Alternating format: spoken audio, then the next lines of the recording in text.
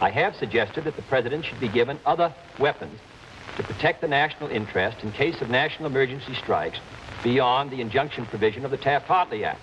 I don't know what other weapons the vice president is talking about.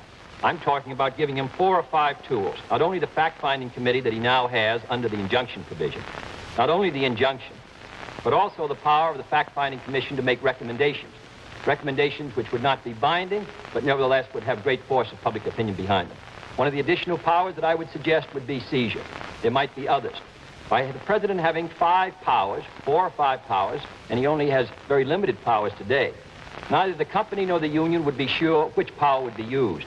And therefore, there would be a greater incentive on both sides to reach an agreement themselves without taking it to the government. The difficulty now is the president's course is quite limited. He can set up a fact-finding committee. The fact-finding committee's powers are limited.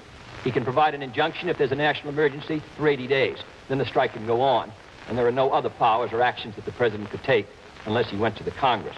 This is a difficult and sensitive matter, but to state my view precisely, the president should have a variety of things he could do. He could leave the parties in doubt as to which one he would use, and therefore there would be incentive, instead of as now, the steel companies were ready to take the strike because they felt the injunction of 80 days would break the union, which didn't happen.